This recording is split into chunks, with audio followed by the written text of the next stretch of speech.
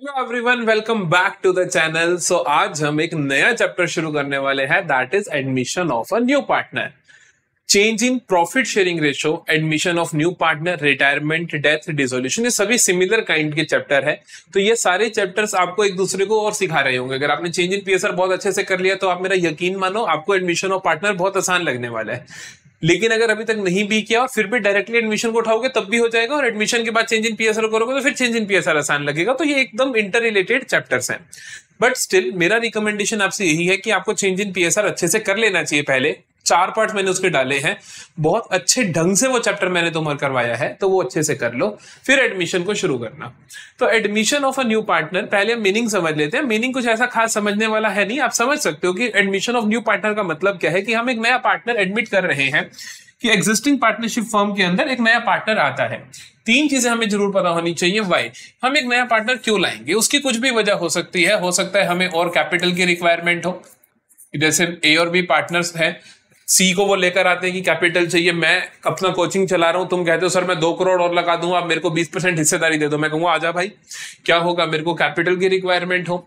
या फिर कई बार मुझे अच्छे मैनेजर की रिक्वायरमेंट हो, मैनेजमेंट में रिक्वायर हो कि भाई मैं अकेला मैनेज ही नहीं कर सकता इतने बड़े बिजनेस को, मुझे एक और बंदे की नीड है ही पड़ी, तो मैनेजमेंट की रिक्वायरमेंट हो सकती है। इस तरीके से कोई भी वजह हो सकती है कि हम एक नए पार्टनर को एडमिट करते हैं। ठीक है। दूसरी बात आती है, एक नया पार्टनर कैसे एडमिट हो सकता है। एक नया पार्टनर कैसे एडमिट हो सकता है। एक ऑलरेडी एग्जिस्टिंग पार्टनरशिप फर्म के अंदर एक नए पार्टनर को आने के लिए क्या चाहिए, with consent of all existing partners. याद है पहले चैप्टर के अंदर हमने पढ़े थे कि चीजें that are applicable in the absence of partnership deed के अंदर था कि एक नया पार्टनर आ सकता है with the consent of all existing partner. जितने भी एग्जिस्टिंग पार्टनर्स हैं उनके कहने पे नया पार्टनर आ सकता है, अगर डीड नहीं है तो। Otherwise as per the deed, मतलब अगर डीड में लिखा हुआ है कि हमने किसी एक पार्टनर को अथॉरिटी दे दी कि वो ला सकता है, तो उसके हिसाब से भी डीड के हिसाब से मानी जाएगी। अगर डीड नहीं है तो आप ये मानोगे कि हर एक एग्जिस्टिंग पार्टनर अग्री होना चाहिए नए पार्टनर को एडमिट करने के लिए। इसका इफेक्ट क्या क्या होगा उसके बारे में भी हम बात करेंगे कि नया पार्टनर आएगा तो उसको कितने पैसे लाने पड़ेंगे। मेन तो हिस्सा यही है कि हमारे पास पैसा आएगा, कितने पैसे लाएगा, कितनी हिस्सेदारी के लिए आएगा, कितना उसका प्रॉफिट शेयर होगा, क्या क्या एडजस्टमेंट्स की जाएंगी उस वक्त। मेजर मेजर तौर पे बोलूं तो इफेक्ट क्या होता है, जब एक नया पार्टनर आता है तो हमारे फर्म के अंदर क्या हो जाता है, रिकंस्टिट्यूशन हो जाता है। क्या हो जाता है, रिकंस्टिट्यूशन हो जाता है। तो ये सभी इफेक्ट रिकंस्टिट्यूशन वाले ही तो हैं कि पैसा आएगा, हिस्सेदारी दी जाएगी, कोई सैक्रिफाइस करेगा, कोई गेन करेगा, कुछ चीजें एडजस्टमेंट करोगे। तो जैसे ही कोई नए पार्टनर का एडमिशन होता है तो उसका बेसिकली इंपैक्ट क्या हुआ, रिकंस्टिट्यूशन ऑफ पार्टनरशिप फर्म, या मैं क्या बोलूं कि old partnership agreement, old partnership agreement क्या हो जाएगा, डेड हो जाएगा, वो एंड हो जाएगा, and new partnership agreement existence में आएगा। एंड न्यू पार्टनरशिप अग्रीमेंट वो आ जाएगा, उसको आप अब नया अग्रीमेंट बनाओगे। सो दिस इज मेरा admission of new partner. Basic बातें समझ आई। अब हम थोड़ी और थ्योरी की बातें करते हैं, बहुत इंपॉर्टेंट है। जो कि पहली चीज आती है राइट्स ऑफ पार्टनर। जो नया पार्टनर आएगा उसको क्या क्या अधिकार मिलेंगे, है ना। अब सोचना तो पड़ेगा कि नया पार्टनर कोई आ रहा है तो वो क्या लेगा, क्या दो चीजें, दो अधिकार मिलते हैं, उसको ध्यान रखना। एक नए पार्टनर को हमारे बिजनेस के अंदर, एग्जिस्टिंग बिजनेस के अंदर 2 अधिकार मिलते हैं। एक अधिकार तो होता है right to participate in future profits,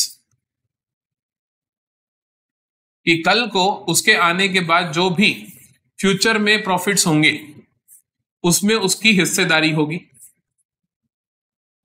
एक उसको ये अधिकार मिलता है, right to participate in future profits. दूसरी चीज, when I say profits it means losses as well, है ना। तब वो लॉसेस तो उसका अधिकार क्या, वो तो उसकी लाइबिलिटीज को करना ही पड़ेगा। Rights to assets owned by business, एक तो उसको इस बिजनेस की एसेट्स मिल जाएंगी कि अब जितनी भी एसेट्स है उस पर उसका भी हक है, और दूसरी चीज जो कल को बिजनेस को प्रॉफिट होगा उसमें उसको हक मिलेगा। जैसे कि मेरा कोचिंग सेंटर है, मैंने यहाँ पे 50 लाख रुपए लगा रखे हैं, आप कहते हो सर 50% हिस्सेदारी दे दो, मैं कहूंगा 25 लाख तो दे दो मेरे सामान का, प्लस एक्स्ट्रा पैसा दो जिस वजह, क्योंकि कल को जो प्रॉफिट कमाओगे वो तुम्हें भी तो मिलेगा, तुम तो क्योंकि जो मैंने रेप्यूटेशन कमा ली है जिसकी वजह से एक्स्ट्रा प्रॉफिट मिलेगा, उसके लिए तुम मेरे को और पैसा दो। तो मैं दो तरीकों की पेमेंट तुमसे रिसीव करूंगा। एक पेमेंट तो मैं रिसीव करूंगा right to participate in future profit, कि कल को तुम मेरे प्रॉफिट से भागीदार बनोगे, और दूसरा राइट टू एसेट्स जो मेरे बिजनेस ने ऑन कर रखी है। जो मैं एसेट्स के लिए तुम्हें हिस्सा दे रहा हूं, मतलब कि जो तुम मेरे को 25 लाख दे रहे हो, जो मेरी 50 लाख की एसेट है मेरी विद्या में, उसमें 25 लाख की एसेट तुम्हारी भी हो जाएंगी, तो वो मैं लूंगा आपसे, उस हिस्से को मैं बोलूंगा आपसे कैपिटल। क्या बोलूंगा? कैपिटल की the right you have to own the assets in my firm is capital, उसके लिए तुम मेरे को कैपिटल दे दो। एक और चीज भी मांगूंगा मैं आपसे कि कल को जो प्रॉफिट्स होंगे उसमें तुम भी भागीदार बनोगे। अगर तुम अकेले बिजनेस शुरू करते तो उतना थोड़ी कमा लेते, क्योंकि हमारी फर्म ने कुछ ऐसी गुडविल कमा रखी है, नाम कमा रखा है, जिसकी वजह से हमें एक्स्ट्रा प्रॉफिट होते हैं, और उस प्रॉफिट की हिस्सेदारी तुम्हें भी मिलेगी। तो तुम हमें क्या दोगे? Right to participate in future profits. उसके बदले में तुम मुझे क्या दोगे? तुम मुझे दोगे गुडविल दोगे। ठीक है, तो एक नया पार्टनर जब आता है तो एक तो वो कैपिटल की पेमेंट करता है और एक वो गुडविल का अमाउंट भी लेकर आता है, तो दो अमाउंट वो लेकर आता है। साथ ही में उसको क्या मिलती है? The new partner is liable to share liabilities as well, कि आप लाइबल हो, लाइबिलिटीज को भी शेयर करोगे, to share liabilities as well, और कल को कोई लॉसेस होते हैं तो वो भी आप शेयर करोगे, वो बात भी ध्यान रखनी है। तो बेसिकली एक नया पार्टनर दो चीजें लेता है हमारे बिजनेस में। लोगों को लगता है सिर्फ एक बिजनेस खरीद लिया, नहीं, एक तो बिजनेस की हिस्सेदारी खरीदी, बिजनेस की एसेट्स का हक खरीदा, और दूसरी चीज क्या खरीदी कि आप मेरे फ्यूचर प्रॉफिट से पार्टिसिपेट करोगे, वो हक खरीदा।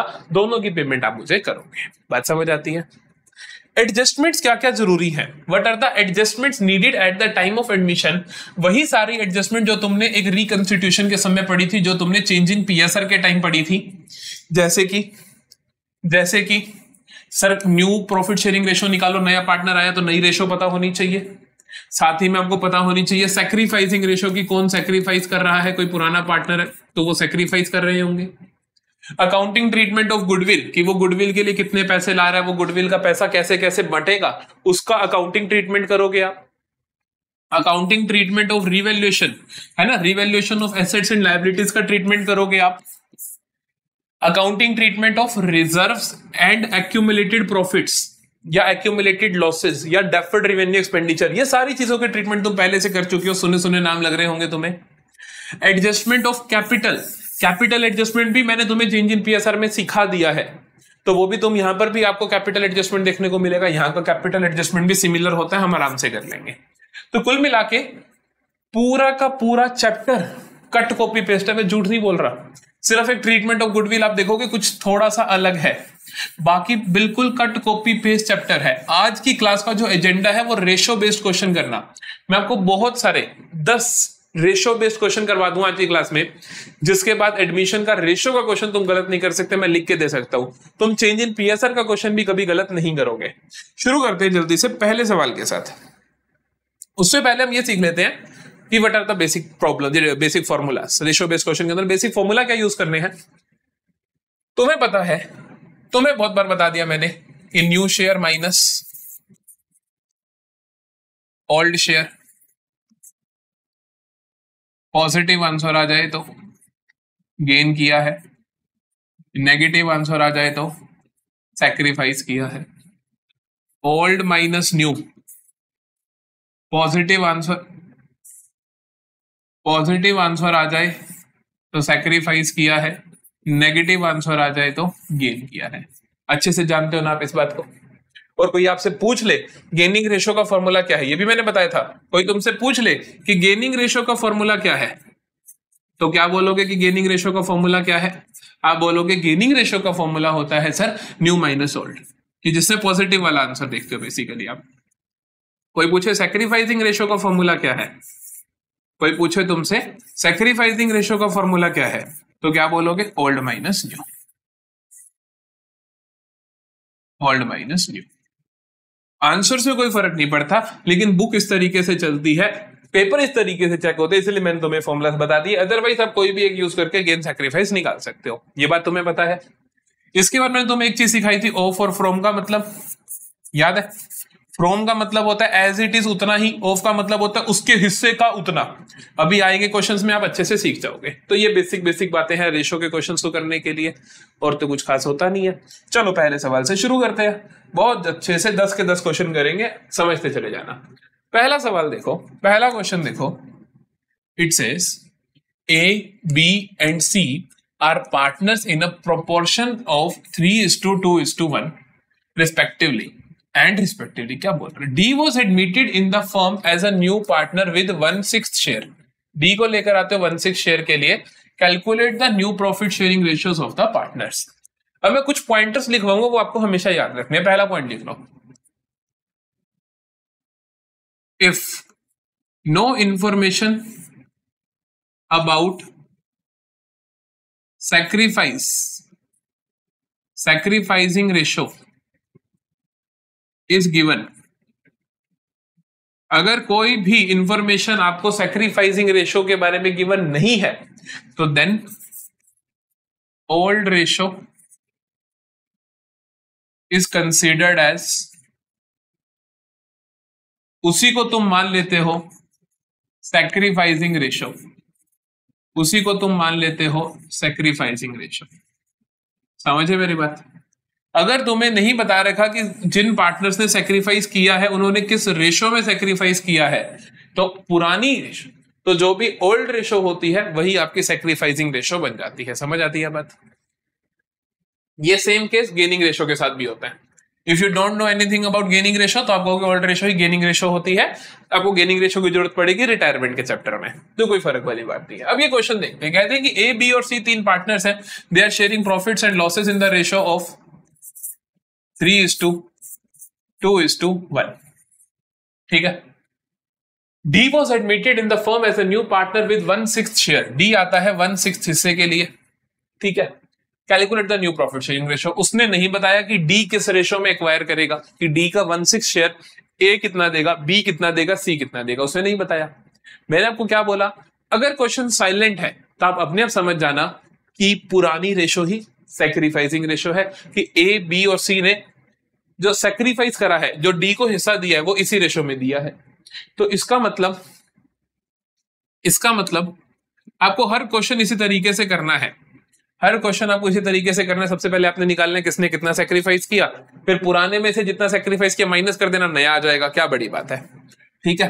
तो हम क्या करेंगे, हम कहेंगे A का सैक्रिफाइस कितना है, इस रेशो में सैक्रिफाइस किया, लेकिन कितना किया सर, D जितने के लिए आ रहा है 1/6 के लिए, वो इन्होंने इस रेशो में सैक्रिफाइस किया, तो A ने कितना किया 3/6 ऑफ 1/6। कैसे बना, ध्यान से देखो, इस रेशो में किया, तो ये रेशो कितनी है 3:2:1, तो 3/6 किसका, 1/6 का, ये आया मेरे पास 3/36। B ने कितना सैक्रिफाइस किया सिमिलरली 1/6 का, इस रेशो में तो 2/6 ऑफ 1/6। C ने कितना सैक्रिफाइस करा 1/6 ऑफ 1/6, है ना, कि 1/6 के लिए उसने अपना इस रेशो में किया, तो ये आया 1/36। न्यू शेयर्स निकाले हम जल्दी से, कि नए हिस्से कितने होंगे। न्यू शेयर्स निकालते हैं A का देखते हैं नया कितना आएगा, ओल्ड में से पुराना कितना है 3/6, उसमें से माइनस कर दो सैक्रिफाइस कितना है, तो सैक्रिफाइस है 3/36, तो 3/36। एलसीएम सेम करो, एलसीएम 36 लो, 6 × 6 36, 6 × 3 18 -3, तो यह आया मेरे पास 15/36। सिमिलरली आप B का निकाल सकते हो। B का पहले कितना था, B का पहले है तुम्हारे पास 2/6, माइनस कर दो जो सैक्रिफाइस करा B ने, 2/36, तो 2/36, तो 36, 6 × 6, 6 × 2 12 -2, दैट इज 10/36। फिर हम देखते हैं C का आता है हमारे पास, पुराना है 1/6, 1/6 में से आप माइनस कर दोगे, C ने कितना सैक्रिफाइस किया 1/36, तो ये आया मेरे पास 36 एलसीएम आया, 6 इंटू 6, 6 इंटू 1 माइनस, तो ये आया 5/36। अब आपके पास नई रेशो के लिए डी भी पार्टनर होगा, तो मैं लिखता हूं न्यू रेशो। डी का शेयर देख लो पहले कितना है। डी का शेयर तो क्वेश्चन ने बताया ही है तुम्हें, नया कितने के लिए आ रहा है, 16 के लिए आ रहा है, लेकिन सबके एलसीएम सेम होने चाहिए, बेस सेम होना चाहिए, तो उसके लिए आप इसको 6/6 कर दोगे, जिससे ये 6/36 बन जाएगा। तो रेशो क्या आई न्यू आपके पास, ए बी सी डी की 15 10 5 6, 15 10 5 6, टोटल देख लेना 36 बनना चाहिए, बिल्कुल बन रहा है, 15 5 20 30 36। समझ आया? तो कोई भी सवाल आएगा, देखो बुक में ये क्वेश्चन, बुक्स में जनरली ये टीचर्स भी किसी इस तरीके से कराते हैं कि टोटल 1 मान लो, उसमें से डी का माइनस कर दो, जो बच गया वो इस रेशो में होगा, वो भी कर सकते हो, कोई बड़ी बात नहीं है। लेकिन मैं हमेशा आपको ये तरीका सिखाता हूं, क्योंकि ये हर तरीके के क्वेश्चन में वैलिड है, हर तरीके क्वेश्चन में वैलिड है कि हर क्वेश्चन में आपको क्या करना है, आपको सबसे पहले निकालने की सैक्रिफाइस शेयर कितना है आपको निकालना है, उसके बाद ओल्ड में से सैक्रिफाइस माइनस कर देना, नया आ जाएगा। सिमिलरली हम जब रिटायरमेंट करेंगे तो वहां पे सबका गेनिंग निकालना है, फिर ओल्ड में गेनिंग ऐड कर देना है, तो आपके पास न्यू आ जाएगा। अगला क्वेश्चन करते हैं, देखना बाकी क्वेश्चन कितने जल्दी होंगे। एक ये क्वेश्चन थोड़ा सा और अच्छा है, ये वाला आपको बस एक ध्यान रखना पड़ सकता है, बाकी देखेंगे फिर। ये देखो क्या है, गीता एंड सुनीता, अच्छा क्वेश्चन है इसीलिए मैंने स्पेशली डाल दिया। Geeta and Sunita are partners. They admit Anita for 1/4 share. In future, profit sharing ratio between Geeta and Sunita would be 2:1. Calculate new profit sharing ratio. ध्यान से सुनना क्या है, कहता है कि सिर्फ ये क्वेश्चन है जो आपको अलग से ध्यान रखना, बाकी सारे जो मैंने आपको तरीका बताया उसी से चलेंगे। इस टाइप का क्वेश्चन इस तरीके से ही चलेगा। कहता है गीता और सुनीता पार्टनर्स हैं, उन्होंने अनीता को बुलाया 1/4 शेयर के लिए। In future profit sharing ratio between Gita and Sunita would be 2:1। क्या कहता है कि फ्यूचर में अनीता के आने के बाद इन दोनों पार्टनर्स के बीच की जो प्रॉफिट शेयरिंग रेशियो होगी वो क्या होगी, 2:1 होगी। मतलब कि अनीता जब आ गई तो उसके बाद अनीता का हिस्सा हटा दो, तो बाकी हिस्सा इन दोनों के बीच में इस रेशियो में बटा होगा। तो मैं कहता हूं कि total share, let total share 1, इसमें से अनीता का हटा दो, है ना, टोटल तो होता ही 1 है, ये थोड़ी कि मैंने अपनी तरफ से माना, टोटल होता ही 100% ही तो है। अनीता का शेयर माइनस कर दो 1/4, तो कितना बचा 3/4, एक में से 1 जाएगा तो 4 जाएगा, 3/4 बचेगा। और ये 3/4 को गीता और सुनीता कैसे शेयर कर रहे हैं, 2:1 में। तो हम कहेंगे गीता का नया शेयर कितना है, इसका मतलब गीता का नया शेयर कितना है, इसका मतलब टोटल ये बचा इन दोनों के लिए, इसको तुम बांट रहे हो 2:1 में, तो गीता का हुआ 2:1 बोले तो 2/3 ऑफ 3/4, जो कि बना आपका 6/12। ये मत सोचना सर कैंसिल क्यों नहीं कर रहे, क्योंकि बाद में जाके फिर आपको दिक्कत होती है कैलकुलेशन करने में, इसलिए कैंसिल नहीं कर रहा मैं। अगला देखो सुनीता का, सुनीता का न्यू शेयर कितना होगा, सुनीता का न्यू शेयर होगा इसी 3/4 का 1/3, 1/3 ऑफ 3/4 विच इज 3/12। समझ गए? तो ये हुए इनके न्यू शेयर्स। अनीता का नया शेयर मुझे पता ही है, अनीता का न्यू शेयर मुझे पता ही है, कितना पता है आपको सर, 1/4 पता है। तो 1/4 सबका एलसीएम 12 करने के लिए इसको 3/3 कर दो, तो 3/12। तो न्यू प्रॉफिट शेयरिंग रेशियो क्या आई, new profit sharing ratio Geeta Sunita और अनीता, गीता का 6, सुनीता का 3, अनीता का 4, टोटल देख लो है, हाँ 3 ही है ना, वही तो मैं सोचू 4 कैसे हो गया। अब देखो मेरे को 4 क्यों लगा, क्योंकि 4 क्यों नहीं हो सकता, क्योंकि 6 3 9 और 4 13 हो रहा था, टोटल 12 ही होना चाहिए। 6 3 3 बिल्कुल, अब ठीक है 12 है टोटल, 6 3 9 3 12। अब कैंसिल कर सकते हो 1 1 और 2, तो 2:1 सॉर्टेड है। तो ये थोड़ा सा स्पेशल क्वेश्चन है, जब आपको बता रखा हो कि नए पार्टनर के आने के बाद किन्हीं दो का ये शेयर है, तो इससे आपको समझना पड़ेगा कि उसके आने के बाद जो बचा वो इनका इस हिस्से में होगा, वो इस रेशो में होगा, ना कि टोटल। एक बार बच्चा सोच लेता है कि टोटल ये है तो गलत कर दोगे आप। आपको ध्यान रखना है कि जो बचा मतलब अनीता के अलावा वो इनका 2:1 में होगा। समझ गए? चलो अगला सवाल देखते हैं। Lucy and jenny were partners in a firm sharing profits in the ratio of 4:3, they admitted Ellen as a new partner for 20% of the share in profits. ठीक है, Lucy, jenny, 4:3 old ratio, new partner आता है Elon for 20%। 20% का मतलब होता है 20/100, जिसका मतलब होता है 1/5। ओके, और देखते हैं एलन कैसे कैसे एक्वायर करता है his share of profits in the ratio 2:1 from Lucy and jenny. मतलब ये आपको लूसी और जेनी की क्या दे रखी है? Sacrificing ratio. क्या दे रखी है? Sacrificing ratio. कि क्या हुआ? एलन ने एक्वायर किया अपना share in the ratio of 1:2 from Lucy and jenny, कि उसने एलन ने अपने हिस्से का 1/3 तो लिया लूसी से और 2/3 लिया जेनी से। समझ गए?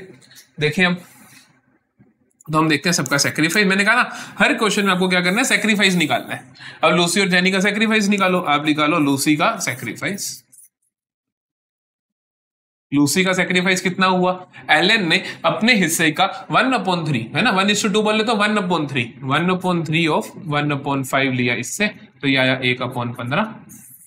सिमिलरली जेनी का सेक्रीफाइस कितना आया? 2/3 ऑफ 1/5, 2/50। समझ गए? क्योंकि दो हिस्से उसने जेनी से लिए, तो 2/3 ऑफ दिस। बस अब न्यू शेयर निकाल दो। सेम कहानी होगी ना, न्यू शेयर्स निकालें। न्यू शेयर्स निकालते हैं जल्दी से। पहले देखते हैं हम लूसी का। लूसी का नया शेयर कैसे निकलेगा? जो पुराना है उसका 4/7 माइनस कर दोगे सेक्रीफाइस जितना किया। लूसी ने सेक्रीफाइस किया 1/15। अरे भाई क्या एलसीएम आया? 15 × 7 105, 15 चौक 60 -7 53/105। खतरनाक रेशो आएंगी। जैनी का देखें, जैनी का पहले था सर 3/7, इसने सेक्रीफाइस किया है 2/15, तो भैया आपका भी 105, 15 × 3 45, 7 × 2 14, ये आया आपका 31/105। लूसी हो गया, जेनी हो गया। एलन का कितना है? एलन का है सर 1/5, लेकिन रेशो सेम करने के लिए नीचे 105 करने के लिए 11/11 करना पड़ेगा। नहीं है, 11/11 से कुछ नहीं होगा, 21/21 से कुछ होगा, है ना, 21/105 होगा, है ना। 5 × 21 ही तो होता है 105, 5 × 21 ही तो होता है 105। ऐसे तो हम मैथ्स के भी अध्यापक हैं। तो भाई कितना हुआ आपका? लूसी, जेनी और एलन का नया प्रॉफिट शेयरिंग रेशो कितना हुआ? 53, 31, 21। लेकिन ऐसे हवा में नहीं लिख दोगे आप, हवा में नहीं लिख दोगे आप, इनका टोटल करके देखोगे क्या वाकई 105 बन रहा है? बिल्कुल बन रहा है। 31 और 21 होता है 52, 52 और 53 होता है 105। समझते हो? ये हो गया इनका न्यू रेशो। कर लिया एक और बढ़िया क्वेश्चन। अब और अगले क्वेश्चन पे चलते हैं। कहते हैं Madan and Mohan are partners in a firm sharing profits in the ratio of 3:2. Gopal is admitted as a new partner for 3/10 share of profits, half of which is gifted by Madan. Okay. देखो आराम से लिखते हैं। Madan Mohan partners हैं जी 3:2 की ratio में। Okay.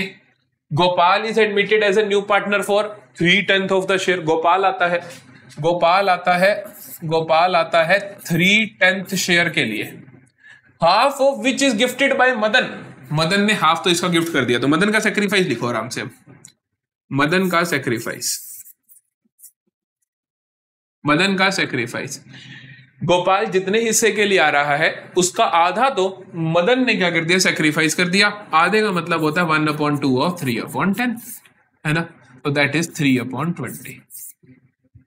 और क्या कहता है देखो, and the remaining share is taken by Gopal equally from Madan and Mohan. बाकी जो आधा बचा उसका भी इसने क्या करा? इक्वल मदन और मोहन से लिया। इसका आधा तो इसने मदन से ही ले लिया, जो आधा बचा वो इसने इक्वली लिया मदन और मोहन से, तो मतलब उसका आधा भी मदन से लिया और मोहन से लिया, है ना। आधा पहले बचा कितना देखो, गोपाल आ रहा 3/10 के लिए, इसका आधा इसने इससे ले लिया, तो आधा जो बचा वो कितना होगा? जो आधा बचा वो कितना होगा? वो होगा सर 3/20, है ना, इसके टोटल का आधा। इसका आधा फिर मदन से लिया और आधा मोहन से लिया, तो मदन का सेक्रीफाइस कितना है? ये प्लस इसका आधा प्लस 3/20 का आधा, तो 3/40। तो इसका सेक्रीफाइस कितना हुआ? 3/20 प्लस 3/40। एलसीएम लोगे तो 40 आएगा। 3 इंटू 2 6 हो जाएगा। 6 प्लस 3 9/40। समझ गए? इसी तरीके से मोहन का देखें। इसी तरीके से मोहन का सेक्रीफाइस देखें। मोहन ने तो बस इसका आधा ही करा है, तो हाफ ऑफ 3/20, 3/40। मदन का सेक्रीफाइस मिला, मोहन का सेक्रीफाइस मिला, दोनों का सेक्रीफाइस मिला। ओल्ड रेशो तुम्हें पता है तो आप न्यू बता सकते हो। ओल्ड में से सेक्रीफाइस माइनस कर दो, ओल्ड में से सेक्रीफाइस माइनस कर दो। उस भाई का शेयर 40 की रेशो में लिख लेना, आ जाएगा। तीनों की नई रेशो निकाल देना, कमेंट सेक्शन में बता देना, ताकि सभी का चेक हो जाए कि क्या सभी ने सही निकाला कि नहीं निकाला। ठीक है, अगला सवाल देखें। अगला सवाल कहता है Leena and Rohit are partners in a firm partner sharing profits in the ratio of 3:2। Okay, Leena और Rohit. Manoj is admitted into partnership, new profit sharing among the Leena, Rohit and Manoj is 5:3:2। Find the sacrificing ratio. देखो, ये लीना, ये रजत, रोहित सॉरी, 3:2 इनकी ओल्ड रेशो। ठीक है, फिर आ जाता है मनोज। न्यू रेशो में इनका हिस्सेदारी बन जाती है 5:3:2। कहता है आप बताओ सैक्रिफाइसिंग रेशो। अरे हम निकाल लेते हैं किसने कितना सैक्रिफाइस किया, हमें पता चल जाएगा रेशो कितनी है। निकाले, सैक्रिफाइस निकाले। मैंने कहा सैक्रिफाइस पूछा तो ओल्ड माइनस न्यू कर देना। करें, लीना का करते हैं, old minus new. Old is gold, old minus new. Old कितना है लीना का? 3/5। माइनस न्यू कितना है उसका? 5 3 8 2 10, 5/10। तो ये आया आपके पास 10। 5 इंटू 2, 2 इंटू 3 6, माइनस 5 1/10। तो इसने इतना क्या किया है? पॉजिटिव आंसर आया, मतलब पुराना ज्यादा है नए से, तो इसका मतलब इसने क्या करा है? सैक्रिफाइस करा है। सिमिलरली आप आर का निकाल सकते हो। आर का ओल्ड कितना है? 2/5। न्यू कितना है आर का? 3/10। तो ये आया आपके पास 10। फिर भैया एलसीएम लिया 10, तो 2 इंटू 2 हो जाएगा 4, 4 माइनस 3 हो जाएगा फिर से 1/10। तो इसने भी क्या करा? 1/10 का सेक्रीफाइस करा। ठीक है, एम ने 2/10 का गेन करा। जितना सेक्रीफाइस हुआ उतना गेन होना जरूरी है, दोनों को जोड़ दो तो 2/10। वैसे भी 2/10 तुम्हें दिख रहा है। तो उसने पूछा था सैक्रिफाइसिंग रेशो, इसने सैक्रिफाइस किया 1/10, इसने किया 1/10। सैक्रिफाइसिंग रेशो क्या हुई? 1/10 बराबर है ना दोनों, तो 1:1। तो 1:1। तो सैक्रिफाइसिंग रेशो कितनी हुई? बिल्कुल बराबर सैक्रिफाइस किया इनने। अगले सवाल पे चले। तो देखो, ये कहता है X Y and Z share profits in the ratio of 4:3:2. P was admitted in the firm as a partner with 1/10 share. ठीक है, P आता 1/10 के लिए। Calculate sacrificing ratios of the partners. उसने कहा कि एक्स वाई और जेड इस रेशियो में प्रॉफिट्स एंड लॉसेस शेयर कर रहे थे। P एक नया पार्टनर आता है 1/10 शेयर के लिए, और हमें कुछ नहीं बताया कि किस रेशियो में वो गेन कर रहा होगा, इनका शेयर किस रेशियो में इनसे ले रहा होगा। If sacrificing ratio is not given, then old ratio is the sacrificing ratio. So इसका आंसर क्या होगा? sacrificing ratio क्या होगी? old ratio ही होगी। and old ratio क्या है मेरे पास? 4:3:2। समझ गए? तो if sacrificing ratio is not given, old ratio will be your sacrificing ratio. अगला देखो, यहां पे कहता है कि Anil and Sunil are partners sharing profits and losses in the ratio of 3:2. They admit Charan as a new partner from 1 April 2025. Okay. Anil gives 1/3 of his share while Sunil gives 1/10 from his share. Of और from आ गया भैया, याद करो। To Charan, calculate the sacrificing ratios and new ratio. सबसे पहले क्या करना होता है आपको निकालना होता है किसने कितना सेक्रीफाइस करा, किसने कितना सेक्रीफाइस करा। तो आप देखो पहले तो अनिल ने कितना सेक्रीफाइस करा। अनिल ने कितना सेक्रीफाइस करा? अनिल का बोलता है Anil gives 1/3 of his share. Anil ने अपने हिस्से का 1/3 दिया। ऑफ है तो मतलब 1/3 ऑफ का मतलब मल्टीप्लाई हिज शेयर। अनिल का शेयर था कितना? 3/5। समझे? तो ये आया 3/15। सिमिलरली सुनील का कितना होगा, सुनील का सेक्रीफाइस होगा, Sunil sacrifice 1/10 from his share, तो जितना लिखा हो एज इट इज उतना ही, दैट्स इट। मतलब इसने सेक्रीफाइस किया 1/10 का। अब बात करते हैं हम कि इसने अपने क्या कहते हैं न्यू शेयर्स कितने हैं, तो न्यू शेयर्स कितने आ जाएंगे देखें जल्दी से। तो न्यू देखते हैं अनिल का, अनिल का नया आएगा, अनिल के ओल्ड में से सेक्रीफाइस माइनस कर दो, तो अनिल का ओल्ड है they were sharing profits and losses in 3:2, तो 3/5 ओल्ड है इसका, माइनस कर दो इसने जितना सेक्रीफाइस किया 3/15, तो 15 आया आपका एलसीएम, 5 × 3, 3 × 3 9 -3, तो दैट इज 6/15। इसी तरीके से अब आप देखोगे आप सुनील का, तो सुनील का आ जाएगा आपके पास, सुनील का आ जाएगा ओल्ड था 2/5, माइनस कर दो सेक्रीफाइस 1/10, तो ये आया आपका 10 LCM, 5 × 2, 2 × 2 4 -1, that is 3/10। Okay okay okay okay. अब देखते हैं हम इसका देखो नया शेयर हमें मिल रहा है, वैसे नया शेयर हमें मिल तो रहा है, बट नए शेयर की एक प्रॉब्लम है कि एलसीएम सेम नहीं है, तो एलसीएम सेम कर लेंगे हम, 1 मिनट में कर लेंगे। पहले हम देख रहे हैं नया पार्टनर कितने के लिए आ रहा है। न्यू पार्टनर आ रहा है, न्यू पार्टनर आ रहा है, चरण नहीं बताया, हम निकाल सकते हैं कि कितने के लिए आ रहा है, हम बता सकते हैं चरण का शेयर कितना है, बिल्कुल बता सकते हैं सर कि चरण का शेयर कितना होगा, चरण का शेयर उतना होगा जितना इसने और इसने सेक्रीफाइस किया, क्योंकि इन दोनों के एडिशन के बराबर ही तो होगा उसका गेन, तो 6/15 प्लस 3/10, एलसीएम ले लो, एलसीएम आएगा 30, 15 × 2 30, 2 × 6 12, 10 × 3 3 × 3 9, ये आया 21/30। अरे भाई इसका 21/30 है ये तो गलत सा लग रहा है। 15 × 2 2 × 6 6/15, ये तो नया शेयर ऐड कर दिया। अरे अरे वही तो ना, ये क्या ऐड कर दिया, इसका शेयर होगा जितना इनने सेक्रीफाइस करा, 3/15 और 1/10, मैंने इनका नया ऐड कर दिया, ठीक है सॉरी, तो 3/15 और 1/10, तो 3/15 प्लस 1/10।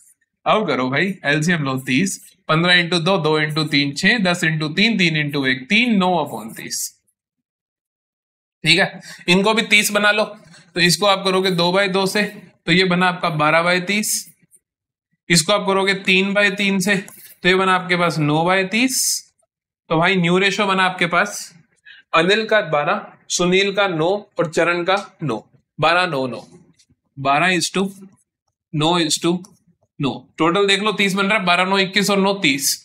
अब इसको कैंसिल कर दो, 3 पे हो जाएगा, 3 × 4 3 × 3 3 × 3, तो ये होगी हमारे पास 4:3:3, समझ गए।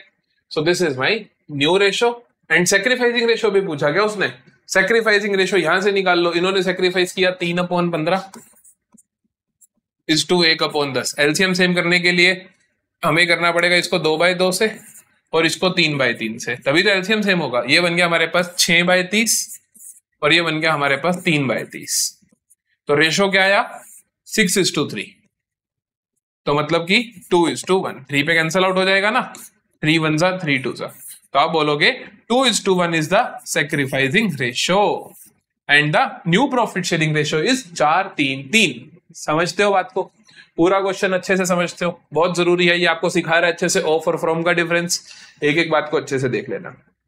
अगला देखो, X and Y are partners sharing profits and losses in the ratio 7:5, X और Y कर रहे हैं 7:5, they admit Z, a new partner who took 1/12 from X and 1/6 from Y as his share, तो Z आता है कितने के लिए, फ्रॉम है तो मतलब एज इट इज उतना ही, 1/12 from X 1/6 from Y, okay.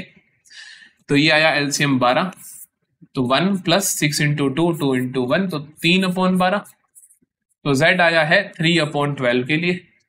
X और Y का सेक्रीफाइस देख लो पहले, X का सेक्रीफाइस कितना हुआ, X का सेक्रीफाइस आपको पता ही है, एज इट इज फ्रॉम है तो उतना ही हुआ होगा 1/12। Y का सेक्रीफाइस कितना है 1/6।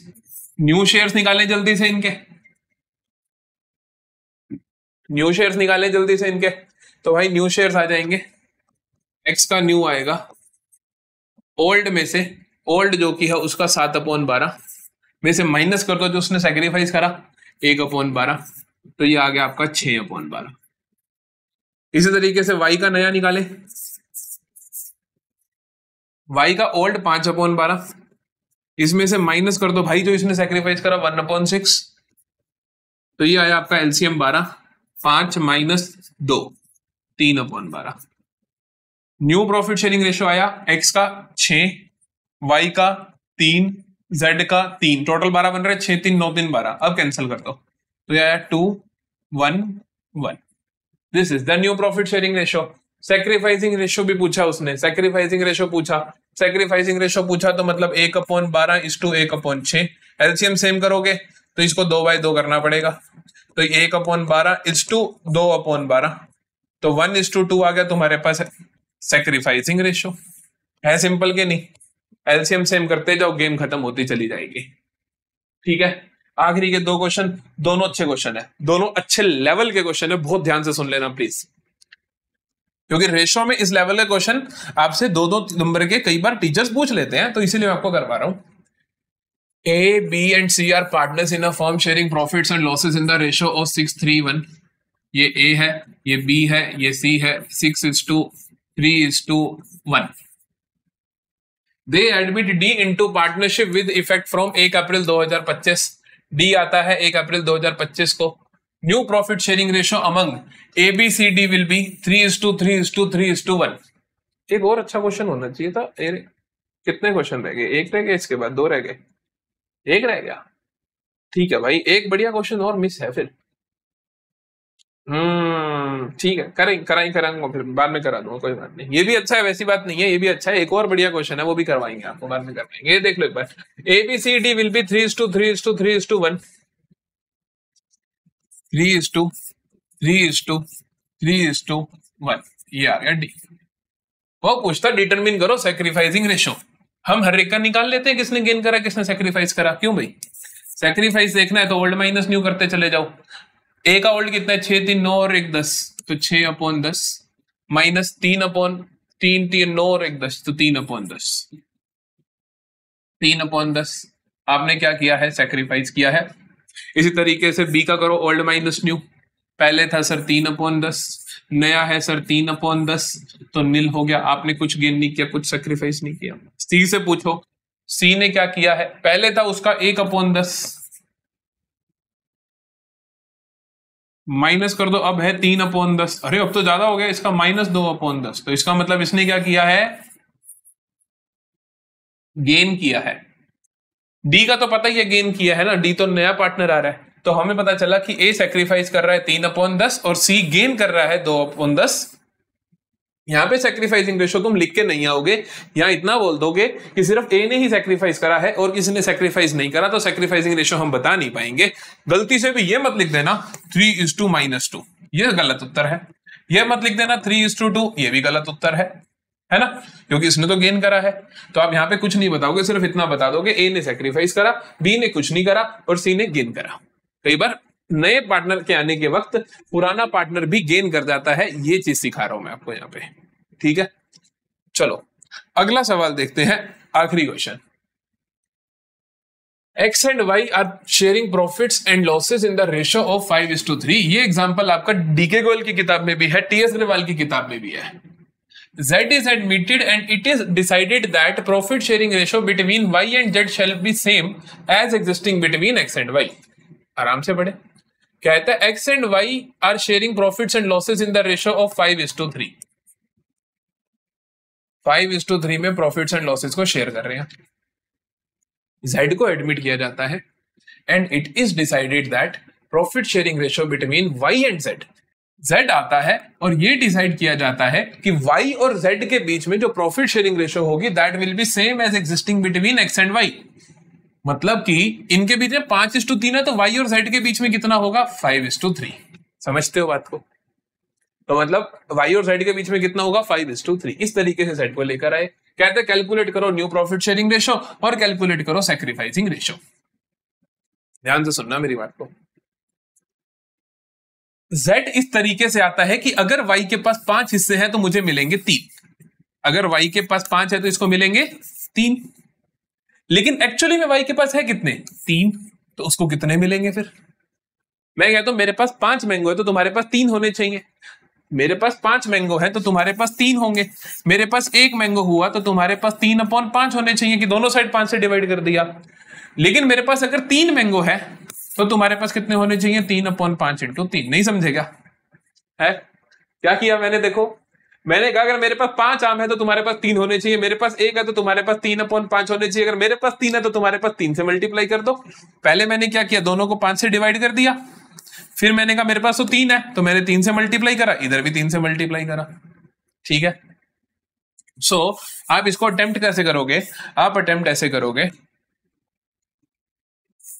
देखो फाइनल बोर्ड्स में तो आपके पास रेशियो के क्वेश्चन एमसीक्यू में ही आने हैं, लेकिन फिलहाल आपको यूनिट टेस्ट है, आपके पास मिड टर्म्स है, उनके लिए तो आना चाहिए ना। एज पर क्वेश्चन आप बोलोगे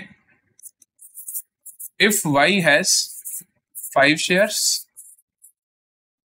देन z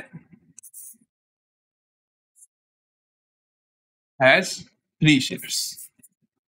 ठीक है, फिर लिखोगे y के पास अगर 1 शेयर है, वही एप्पल वाली बात, z के पास होंगे 3/5 शेयर्स। अगर एक y के पास 3 शेयर्स हैं, जैसा कि हम ऊपर देख पाते हैं, z के पास होने चाहिए 3/5 इंटू 3 शेयर्स। 3/5 इंटू 3 का मतलब क्या हुआ? देखो ये हुआ 9/5, तो हम कह सकते हैं कि ये हुआ 1.8। तो हम कह सकते हैं कि इनकी रेशो क्या है, x, y और z की, इनकी रेशो क्या है? इनकी रेशो है 5:3:1.8। अब बड़ी सोचने की बात है कि 1.8 जैसी रेशो हम कभी आंसर में लिखते नहीं, पॉइंट्स में रेशो देखी तुमने? कभी नहीं देखी। तो इसको तुम्हें बनाना पड़ेगा एक होल नंबर। होल नंबर 1.8 को किससे मल्टीप्लाई करोगी होल नंबर बन जाए? 1.8 into 1 1.8, 1.8 into 2 3.6, into 3 5.4, into 4 7.2, into 5 9। 1.8 into 5 9। तो इस पूरे को आप 5 से मल्टीप्लाई कर दो। ठीक है, इस पूरे को आप 5 से मल्टीप्लाई कर दो, क्या बनेगा? 5 इंटू 5 25, 3 इंटू 5 15, 1.8 इंटू 5 9। ये आपका फाइनल आंसर है, आप किसी भी किताब में चेक कर लो। समझते हो बात को? इस तरीके से हमने इस सवाल को सॉल्व किया।